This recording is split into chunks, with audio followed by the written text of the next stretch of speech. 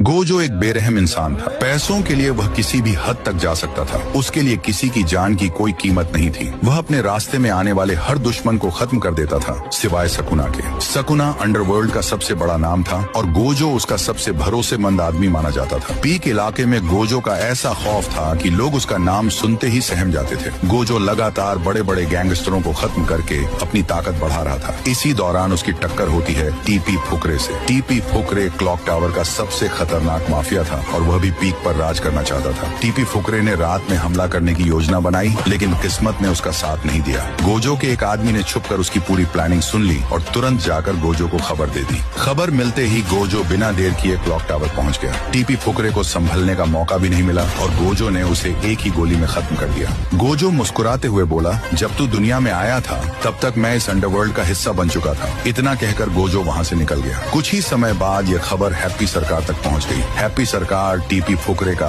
बेहद करीबी दोस्त था। दोस्त की मौत की खबर सुनते ही वह गुस्से से आग बबूला हो गया और उसने कसम खाई कि वह गोजो को जिंदा नहीं छोड़ेगा। हैप्पी सरकार ने अपने आदमी को गोजो के पास धमकी देने भेजा। उसका आदमी पीक में पहुंचकर गोजो के लोगों को संदेश देता है कि अब गोजो की मौत तय है, लेकिन गोजो के आदमी ने उसे वहीं रोक दिया और उसे खत्म कर दिया। इसके बाद वह तुरंत गोजो के पास पहुंचा और बताया कि फैक्ट्री का मालिक हैप्पी सरकार खुला युद्ध चाहता है। गोजो ये सुनकर हल्का सा हंसा और बोला, लगता है उसे अपनी जिंदगी से प्यार नहीं रहा। गोजो के आदमी ने पूछा, क्या मैं जाकर हैप्पी सरकार को खत्म कर दूं? गोजो ने सिर हिलाते हुए कहा, नहीं, अगर तुमने उसे खत्म किया तो उसकी कहानी अधूरी रह जाएगी। उसका अंत मैं खुद करूंगा। रात होते ही गोजो अकेला फैक्ट्री पहुंच गया। हैप्पी सरकार को अंदाजा भी नहीं था कि उसका आखिरी समय इतना करीब आ चुका है। गोजो ने उसे खत्म कर दिया और वहाँ से निकलते वक्त सिर्फ इतना कहा, तुम लोग सिर्फ बातें करते हो और मैं काम करके दिखाता हूँ, यही असली फर्क है। उस रात के बाद पूरे देश में गोजो का नाम डर की पहचान बन गया। लोग उसकी ताकत और उसके फैसलों से कांपने लगे।